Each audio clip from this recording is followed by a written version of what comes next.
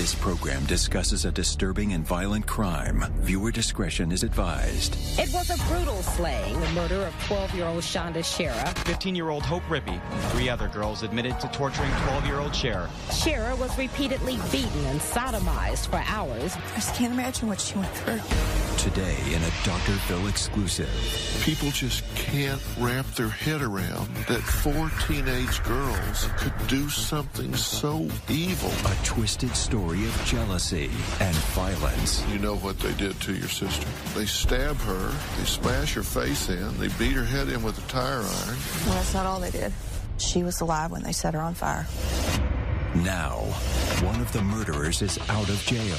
We all know she is here. For the first time ever, this mother comes face to face with her daughter's killer. Why? Why did you do it to her? Tell us the truth. When she was pleading and begging for her life, what did you see in her eyes? In cold blood, a daughter's brutal murder. The last words she was heard to speak was Mommy. One of the most powerful episodes in Dr. Phil history begins right now. It was a story that made international headlines and shook a small community to its core. A murder so disturbing and horrific that books and movies were made filled with chilling details of 12-year-old Shonda Shera's killing. Her body was discovered charred and burned beyond recognition on the side of the road. Shonda was brutally beaten and tortured for hours before being set on fire alive. But the most shocking development in this case was learning who was behind the plot to murder the innocent girl. They were not who you would imagine your typical cold-blooded killer to be. They were 4 teenage girls: Lori Tackett, Melinda Loveless, Tony Lawrence, and Hope Rippey. It was a brutal slaying. 12-year-old Shonda Shera was repeatedly beaten and sodomized for hours. They knew exactly what they were doing, and they did it over a disgustingly long period of time. Shonda Shera's murder by 4 teenage girls made national headlines with its brutality. The Shonda Shera murder was a horrifying crime for Madison, Indiana, and I don't think our community will ever forget. 15-year-old Hope Rippey. 3 other girls admitted to torturing 12-year-old Shera, then burning her alive. Hope Rippey and Tony Lawrence turned themselves into authorities today. Sunday, police arrested 16-year-old Melinda Loveless and Lori Tackett and charged them with murder. Melinda wanted some particular person killed, and Lori was the one that wanted to kill somebody. I'm not certain it would have happened if it had just been one of them, but the two together, Shonda's fate was doomed. 18-year-old Tackett repeatedly told prosecutors she's forgot many things about the night. A lot of times the failure to remember appears to be convenient. I think they deserve to die the way they killed that little girl. They kept Shonda confined in the trunk of a vehicle. They would stop at various times and would torture her. There was also testimony that one of the girls would keep her foot on the gas pedal and rev the engine to subdue the noises that Shonda would make during her torturing. Indiana State Police have confiscated the car of one of the girls. Today, they began examining it for evidence. The 18-year-old Loveless planned the murder of 12-year-old Shonda Shera to punish Shera for stealing her lesbian girlfriend. She was burned alive in this field. Her body was drawn up in what's called the pugilistic posture, which is typical of persons that die in fire. They draw up like a boxer. Based on the investigation, after they got Shonda's out of the trunk and laid her down here, Hope Rippey poured the gas, and Lori Tackett set her on fire. They then went up this road, turned around, and came back and saw that the body was still visible. So there was still a little gas left, and Melinda poured the rest of it on Shonda and set her on fire again, and Shonda was still alive at that point. With 4 teenage girls in custody, there were suddenly more questions than answers. Lori, do you regret doing any of it? Why would they want little Shonda dead? What led them to commit such a heinous, vicious crime and murder the innocent little girl who was the light of her mother Jackie's eye? I kept thinking that I wanted my baby back, but I'll never get her back. I want to know about Shonda. Tell me about her. Well, she was delightful. She was happy, and she was a typical little girl, very athletic, in every sport, cheerleading, everything she could be in, she was in. very tender-hearted. She was one of the type of children that if she just thought she upset you, she would immediately tear up. And, you know, she's very, very thoughtful and kind and considerate. Well, just the pictures I've seen, she seems so vibrant. She lived a full 12 years. She really did. That was all she got. But in those 12 years, she lived a very full life. She loved life. And I know you were very, very proud of her. Oh, extremely proud of her. She was a wonderful, well, she was a true gift. But that gift was taken away on a January night in 1992. Strangers came to Shanda's father's house. Some girls come to the door. It was Hope and Tony. Hope and Tony. She was there for the weekend. And Shanda answered the door. And apparently Steve and Sharon, his wife, were sitting there in the living room. And he heard one of the girls say, "Shanda home?" And, of course, Shanda answered the door.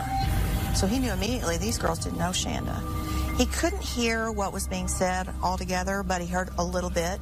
And from what I understand, when she closed the door, he questioned her about it, a little bit angry at her because he didn't feel she was being honest with him. Well, what we do know is that Melinda had a relationship with another girl, Amanda. And Melinda was very upset that Shanda had had a relationship with her and was out to get Shanda. And so these girls were in cahoots with Melinda.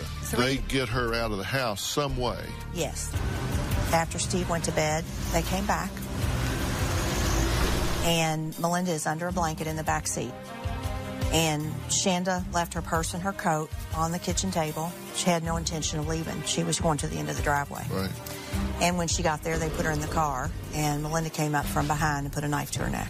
And threatened her. Yes. At that point. And they took off. So off they go. These older girls with your 12-year-old daughter. Yes, and the thing that I have always thought was just unbelievable was that the only person that evening out of the 4 girls that knew Shanda was Melinda Lovelace. The other 3 girls had never met Shanda, had no reason to dislike her. Melinda had told them in the very beginning of the evening that she was going to kill Shanda that night. And they knew that that's what the evening was going to be, and they continued to go with her. You took her to a place called Witch's Castle? It's an old house that, I don't know if it burnt down or what, but there's like a stone fireplace that still stands, and it is a little creepy looking, you know, in the middle of the night. What do you know about what happened when she was there? They took her there and took off most of her clothes, wanted her, threatened to cut off her hair, told her they were going to throw her in a dungeon that was there or something, where there were bones from dead bodies. I can't even imagine how frightened she was. There's just no way for me to even begin to know. Apparently there were some cars that went by. They said they were afraid somebody would see them, so they decided to leave there. So they then take her to another location. They take Shanda to a place called the Burn Pile. It's behind Lori Tackett's house. From what I understand at this point, they take Shanda out of the car, and her hands and her feet are tied. She had had braces put on just several weeks before this. And Melinda gets in front of her, and Shanda's on her knees. And Melinda takes her knee and just crams it up in her face several times. So she's bleeding profusely from the face and the mouth. They stab her in her feet, the bottom of her feet, and in her legs. At one point, Lori and Melinda take a rope, it's on her neck, and each of them pull it until she is no longer conscious. They think she's dead. What they didn't know was that Shanda was still clinging to life in the trunk of the car. Shanda's night of torture had just begun. They all then get in the car and they go up to Lori's house, and they go in Lori's room. They're talking, but they think Shanda's dead. And then there's a noise, and the dog begins to bark. And it's Shanda, and she's in the trunk, and she's trying to get out. So Lori says, "I'll take care of this," and she goes out by herself. Lori at one point took a tire iron, and she hit Shanda in the head so that she would not make any more noise. And they talk and decide that, you know, they have a real problem here because Shanda's not dead. So they've got to kill her. They've got to do whatever they have to do to make her die. So Hope and Tony say they don't want to go with them. They're tired. They're going to stay and take a nap. And Lori and Melinda leave. Hope and Tony are at the Tackett house for 4 hours with the Tackett's parents and did nothing at all. Didn't call authorities? Nope. Tackett's parents came to the door and said, where's Lori? Well, she's just out riding with Melinda. Didn't do a thing. And there were several chances before this for them to have stopped this, any one of them, and they didn't do it. They're gone for 4 hours. And during this time, Lori wanted to throw her in a creek, and Melinda said no, and they just did all kinds of things to try and kill her. But Shanda would not die. She just would not die. No matter what they did to her, she would not die. And so they go back to the house because it's starting to get light. They tell them, we've got to get rid of her. We've got to do something. Coming up. She was alive when they set her on fire. What could make 4 young girls want to kill? And later, for the first time, Shanda's mother comes face to face with one of the killers. She is here. You do want to speak to her, true? When in cold blood, a daughter's brutal murder continues. We now return to In Cold Blood, a daughter's brutal murder.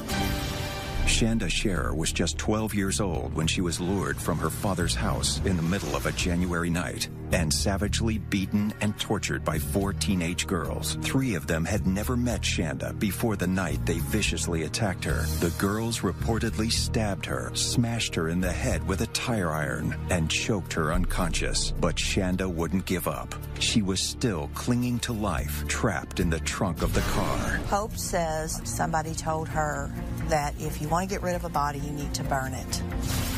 And they, in their immaturity, actually believed if they burned the body and the knife, that it would just totally disintegrate. So they all leave and they go to a gas station. And they get a liter bottle of Pepsi and they fill it up with gasoline. While they're at this gas station, Shanda's in that trunk making so much noise that they have to move the car because they don't want the attendant to hear her back there.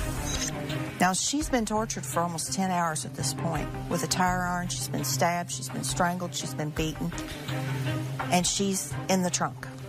So they leave there with the gas, and they take her to a gravel road, and it's like a big field, an empty field.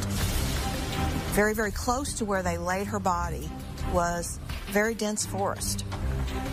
Why they laid her right on the side of the road, I have no idea. I think that kind of shows their immaturity as well, but they wrapped her in a blanket of some sort, and they laid her on the side of the road, and Hope Rippey took the gasoline and poured it on her body, and Lori Tackett took a match and knelt down and set her on fire. They all got in the car and they left, and Melinda looked back and said, she's not burning enough, and they went back and they set her on fire a second time. Her cause of death was smoke inhalation because she was alive when they set her on fire. How do you feel about knowing these were her last hours? I just don't know that I could describe how I feel about it. I've always prayed that, God took over and kept her safe and didn't let her feel the pain. I feel bad that I couldn't be there and save her and help her. I just can't imagine what she went through. It sounds like she fought so very hard to live. She did. She did. She would have lived through everything had it not been for them setting her on fire. I had to know for myself everything that happened, and I had the coroner come to the hospital, and I had him explain the whole exam to me. And she had, in fact, been molested with a blunt instrument, and the only blunt instrument that was in that car that night was the tire iron. And he said that had they not set her on fire, she could have lived. She would have had to have a colostomy. But after a time, that could have been reversed. But after everything they did to her, she still would have lived. So, there were horrible things that happened to her. Unspeakable things. So they sodomized her with a tire iron. They certainly did. Your baby. They did. I'm so sorry. People just can't wrap their head around that 4 teenage girls could do something so violent, so evil, so so terrible to someone they don't even know. Every one of them had said at one point or another that there got to be a point in the evening where they didn't ask for help because they knew how much trouble they'd be in. So it wasn't about Shanda anymore. It wasn't about how you could save a child's life. It was about how much trouble they were going to be in if they had said stop. I understand that the testimony was that the last word she was heard to speak was Mommy. We have another daughter. I do.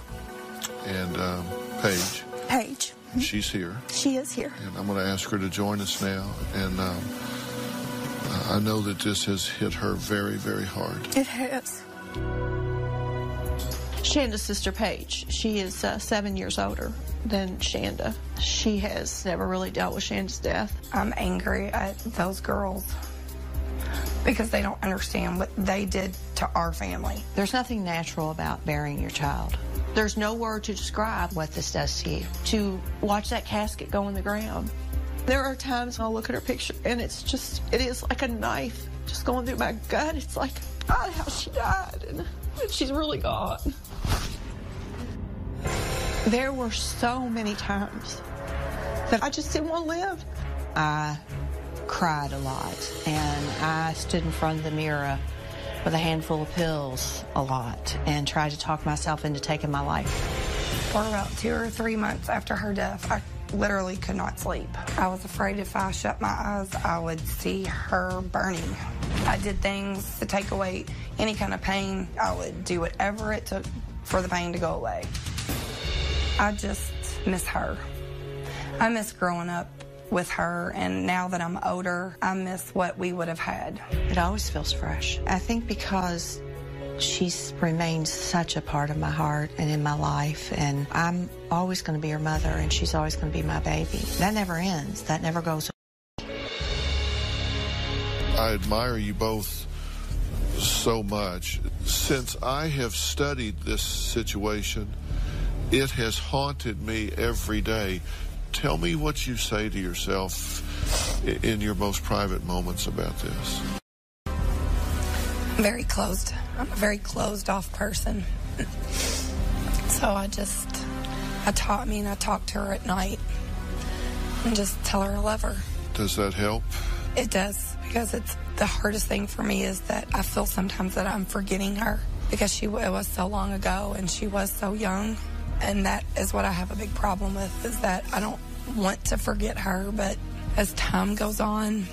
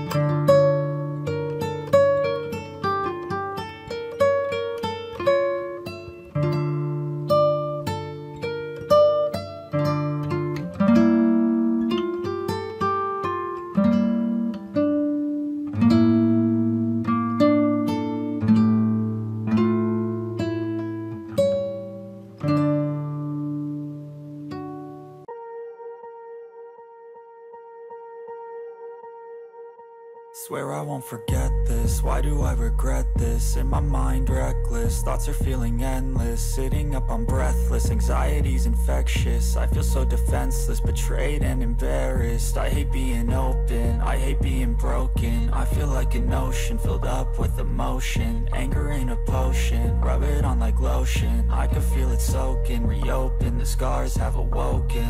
I can't move on till I let go. I feel so lost, never at home. Need to be strong, every breath hold. Cause I can't move on till I let go. I can't move on till I let go. I feel so lost, never at home. Need to be strong, every breath hold. Cause I can't move on till I let go.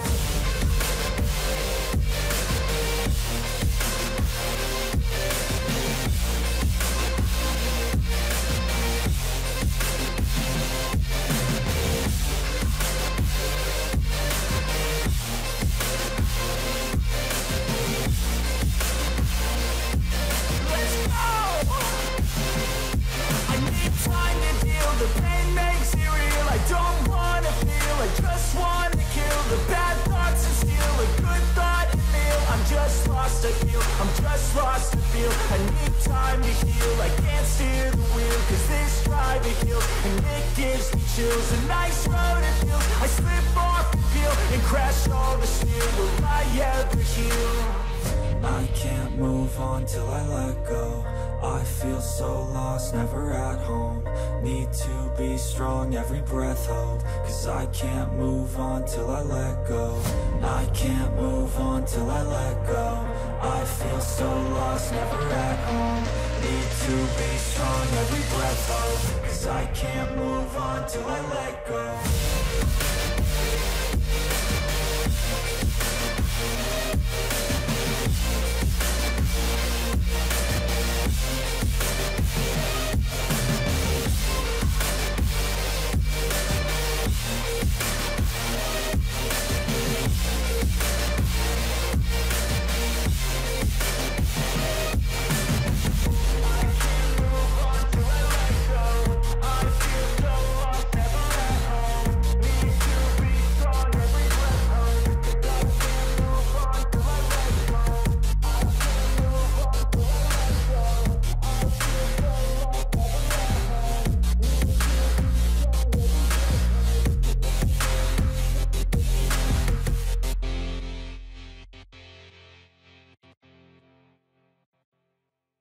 You do. Wish you had a do-over, don't you? Yeah. I wish I had one more time that I could have just said I love you. And You've heard all the testimony. yes, You know what they did to your sister. yes. How do you deal with that? How do you feel about it? I never want to put myself to ever understand how anybody could be that evil.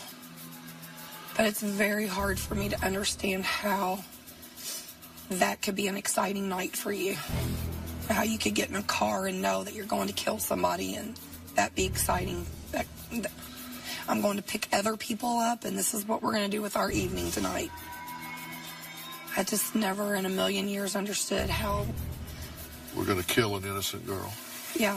Another thing, too, that I had forgotten, that right before they left, all four of them, after Hope and Tony had been at the house, when they opened the trunk, Hope Rippey took Windex that was in the trunk and sprayed it all over Shanda's body where she had been stabbed, all of her wounds. And she had been stabbed in the chest, the legs, the feet. And beaten. And beaten. And sodomized. Yes. And two of them are out of jail. Two of them are out of jail today. One served 8 years, one served 15 years. Mm-hmm. How do you feel about that? Coming up, the disturbing details of what the 4 teens did after they murdered Shanda. It's horrendous. It's absolutely horrendous. It's just beyond belief. And later, we talk exclusively with one of the killers who is still behind bars. It spiraled out of control. When In Cold Blood, a daughter's brutal murder continues. We now return to In Cold Blood, a daughter's brutal murder.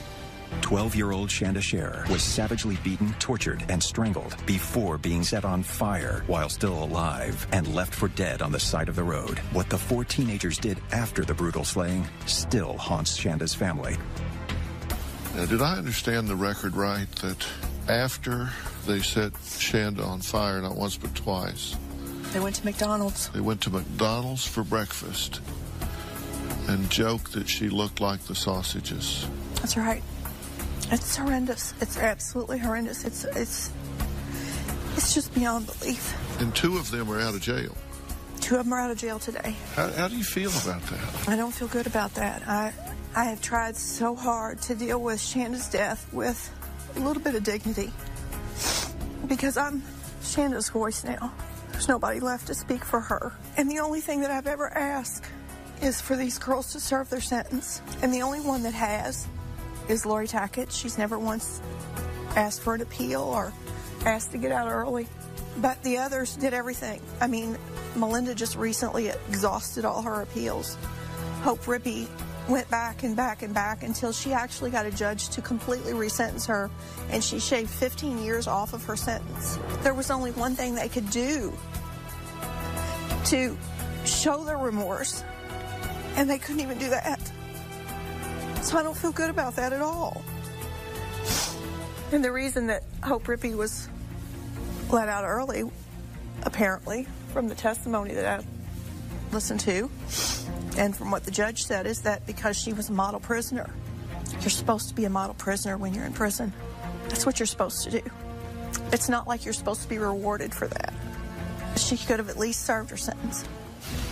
You know, I often wonder if one of these days these girls have children and they think about someone doing that to their child. I would hope that they never have children. Oh, I know several of them have had children. I know Tony has children. I don't know if Hope has.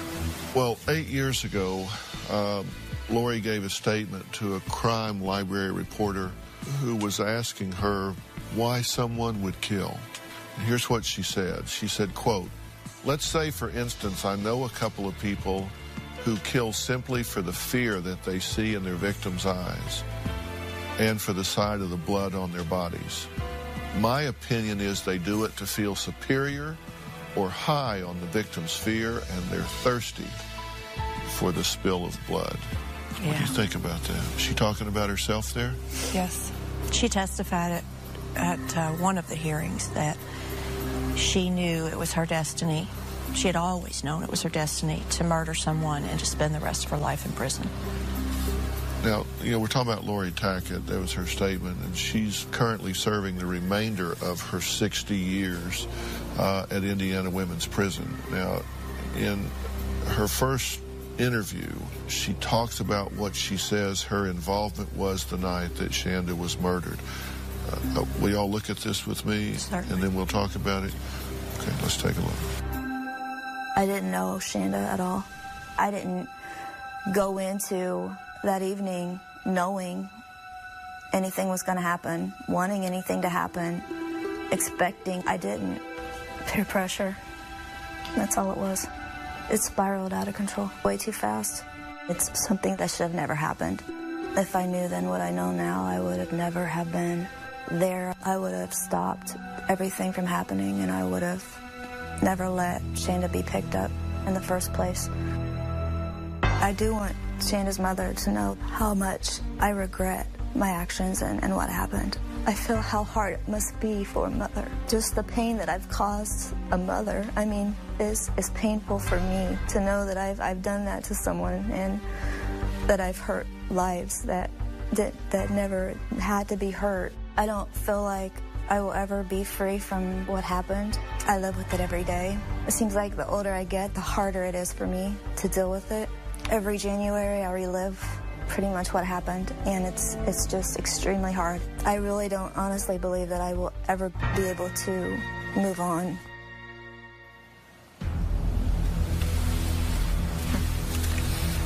What's your reaction to that? Good. Good in what way? That she's suffering? Yes, that she'll never be able to move on, and I hope every January breaks her more and more down the older she gets. Coming up, Hope Rippey speaks out about getting set free. Let's hear why Hope says she deserved her early release from prison. And later, Shanda's family goes face to face with Hope Rippey for the first time when In Cold Blood, a daughter's brutal murder continues. Alexandra and Brandon, two of Dr. Phil's most famous guests, come together for the most important hour of television this year. The intervention is about to begin. Tuesday. I'm seriously about to start swinging. We now return to In Cold Blood, a daughter's brutal murder.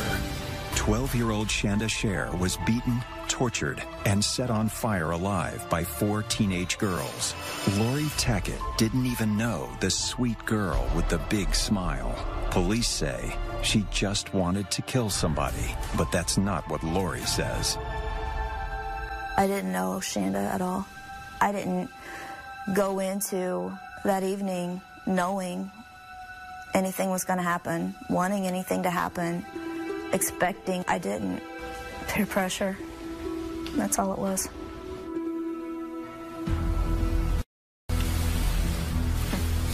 I've got to tell you something I don't buy. This, gee, I was just a follower. Gee, this was just peer pressure.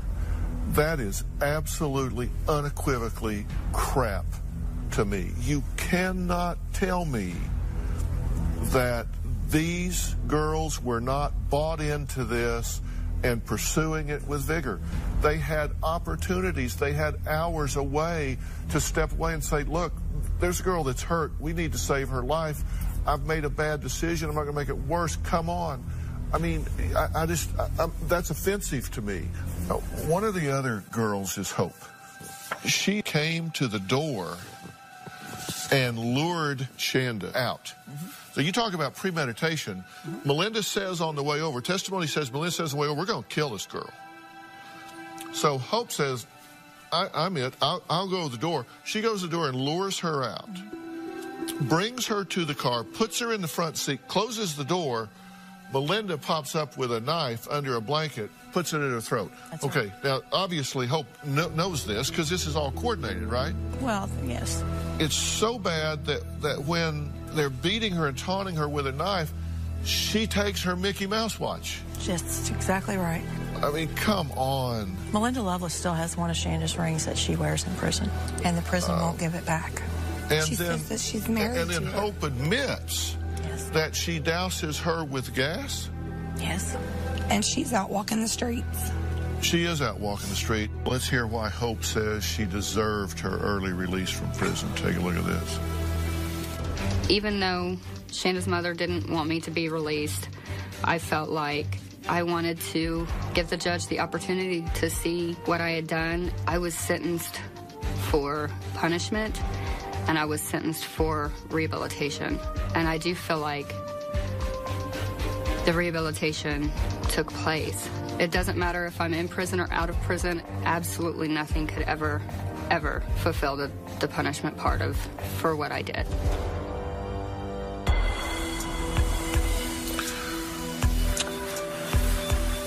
She should still be there.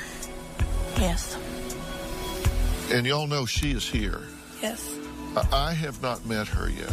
I plan to do that. And you want to talk to her. And I would if I were you. I mean, I totally get that. But you do want to speak to her, true? Coming up, in her own words, Hope Rippey gives an eyewitness account of the killing. I was the first person that poured the gasoline on Shanda. When In Cold Blood, a daughter's brutal murder continues. We now return to In Cold Blood, a daughter's brutal murder. Fueled by jealousy and rage after her ex-girlfriend Amanda Heverin turned her attention to Shanda Sher, police say Melinda Lovelace hatched a plot to murder the 12-year-old. She recruited 3 other girls who had never met Shanda to help carry out her plan. Hope Rippey was one of those girls and is now out of jail after serving 15 years in prison for Shanda's murder.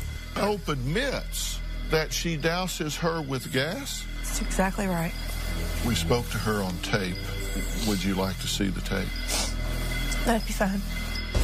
On January 10th and 11th, I was one of 4 girls that was involved in the death of Shanda Scherer. I didn't know Melinda. I'd only met her once before. That night she was agitated and she didn't want Shanda around Amanda, and that's what the whole thing was about. She was going to beat her up. It was going to be Melinda teaching Shanda a lesson to leave Amanda alone.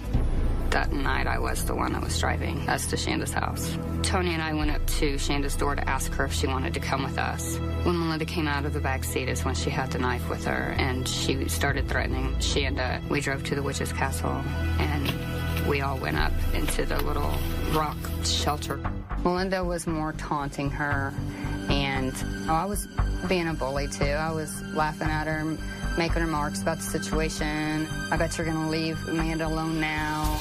Laurie wanted to leave because there were cars driving by. We drove right past where Laurie lives to a wooded area, and that's where Melinda and Shanda fought. Laurie was goading Melinda on and encouraging her anger. Laurie just wanted to see a fight. I mean, it just was out of control. Melinda was going after Shanda with the knife, and I didn't see her cut Shanda with it or, stab at her or anything like that, but she was holding it up to her, threatening her with it. Melinda or Laurie yelled at me to get out and open the trunk. When I got out of the car, Shanda was unconscious. That's pretty much when I started to freak out. I thought, Melinda and Laurie have definitely crossed the line that there was no coming back. I drove us to Laurie's house. Tony and I got out, and Melinda and Laurie left. They didn't tell us what they were going to do, so we just went in Laurie's room. And then her dad came in at one point and asked where his daughter was, and we said that she was with Melinda. I never told him that Shanda was with them. I didn't say anything about her being with us at all. I was scared to say anything because I didn't know what was happening. I just didn't know what to do. I didn't know how to stop it. I know that it's selfish and I know that it's wrong, but I didn't want to make them angry with us. I just didn't know. I don't know exactly what time it was when they left, but it was daytime when they came back, so it was hours. We just laid there and went to sleep. When Melinda and Laurie came back to the house, they told us that they had killed Shanda. When Shanda was in the trunk, she had blood on her face, on her body, her hair. I mean, she was tortured. She was beaten badly. We kind of figured that she was dead. It just was decided that we were going to burn her body to get rid of it. We drove to the gas station. We purchased a 2-liter of Coke. The Coke was poured out and gasoline was put in the 2-liter. We drove out into the country. We all thought that it was nowhere. We were stupid. We didn't think there would be anything there for anybody to find. We were dumb. It's not like we knew what we were doing. Laurie opened the trunk and Shanda was in there, and Laurie kept yelling at us to help her, and Tony was like, I'm not getting back out of the car. And I said I didn't want to help her. I was like, I'm not going to help you. And Laurie yelled at me to get the 2-liter out. So I grabbed the 2-liter and I went to hand it to her. And she was like, no, just pour it on her. And I was like, no, I'm not going to do that. She said, just do it. Just pour it on her. So I did. I was the first person that poured the gasoline on Shanda. And I don't know who lit the fire. It was either Laurie or Melinda. And then they came and got in a car, and we drove away. And then we did drive back because Melinda was worried that the fire would go out. So Melinda got out and poured the rest of the gasoline on her and threw the bottle, and then got back in the car and we left. Something to start out all like fun and games, and it's just going to be, a rowdy night and turn into something so incredibly beyond anything that you think you could ever be around. I just didn't know that it was going to end up the way that it ended up. And saying that, I can't even say that I still would have done anything differently, because I don't know what I could have done. Coming up, confronting a killer. For the first time, Jackie and Paige come face to face with Hope Rippey. Why did you do it to her? When in cold blood, a daughter's brutal murder continues.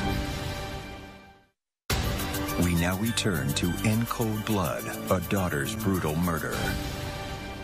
What I did was I was there. I didn't stop it. I didn't do anything to stop what was happening. And I am the one that went up to her house. I am the one that asked her to come out. And when we went back to the house, I went up there with Laurie. And I am the one that drove the car. And I am the one that initially poured the gasoline on her. And I know that my actions ultimately resulted in Shanda dying. I do believe that I could have saved Shanda's life if I had said at any point that what was happening was wrong.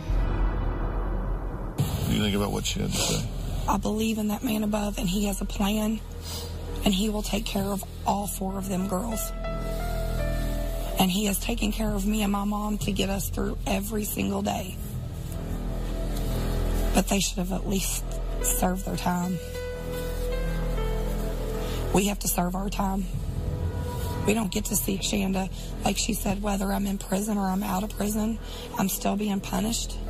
Well, we don't get to see Shanda anymore. She's 6 feet underground. That's where we had to put her. Well, save that, because I want you to say that to her. I do. You want to be here for this? Do you want me to be here with you? I don't want you to do anything you don't want to do.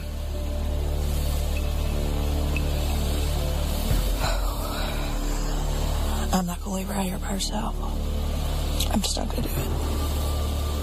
I just pray I can be dignified. Because I never want to shame Shanda's name. Well, understand, I'm going to keep this safe. I'm going to keep honest and candid conversation. But now, look at me here. Forget about these cameras. Forget about the moment. I want you to do what feels right in your heart. There is no pressure here. None whatsoever. It's for you to do what feels right. I'll stay with Paige.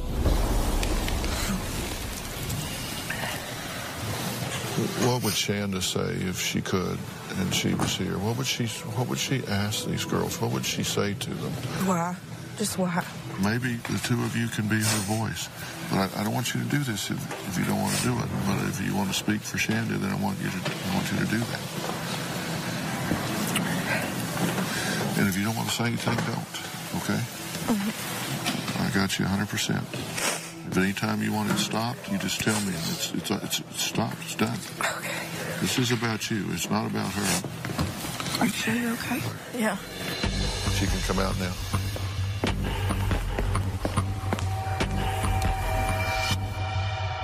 Stay tuned for scenes from Monday's dramatic conclusion. A mother comes face to face with her daughter's killer. Monday, the woman Shanda Sher was killed over finally speaks out. Her parents say that you are a predator. Did you have a sexual relationship with her? Then, what would you do? If any time you want it stopped, you just tell me and it stops. What would you say? She can come out now. If you were face to face with one of the women who murdered your 12-year-old daughter. Why? Why did you do it to her? You doused her with gasoline. While she was begging for my mom. Tell me how somebody does that. And a tearful request. That's the only thing I ask of you. As this mother and daughter lash out at Shanda's killer. You're sick. Dogs don't tear their prey apart the way you all tore her apart. You were there when she was stabbed. You were there when she was lit on fire. Who does this? After 19 years, this family finally gets their answers. Tell us the truth. When she was pleading and begging for her life, what did you see in her eyes? That's Monday. I want to thank all of my guests today, and if you want to donate to the Sharer Scholarship Fund that Jackie and her family have set up in honor of Shanda, go to drphil.com for more information. I also want to thank Investigation Discovery for allowing us to use a clip from their series, Deadly Women. Thank you. Is there anything either of you want to ask me or say? I do want to tell the parents out there, I like to give parents permission to not give their children privacy. A lot of people don't agree. You know, I tell the parents and I tell the children, you know, when the kids grow up and have their own homes, they can have all the privacy they need. But we as parents need to protect our children. And if you have a feeling something is wrong in your child's life, you have every right to go into that purse, go into those binders, go into those drawers, wherever you think they may be writing or hiding something that you need to know about. You have a right to look at that. I agree completely. We do give our children too much power over us. We've kind of backed away as parents, I think. It's not just our children as victims, it's also our children as bullies. I mean, these bullies have parents. How do the parents not know their kids are out there bullying somebody? Because they're not home. Find out what your kid's doing, what they're up to. Exactly. And, you know, you have to deal with this now with your children. So, you know, they're in that zone. They're in that window that all this is relevant. I'm proud to know both of you. Thank you so much. And that we use this to impact Thank you. other people's lives.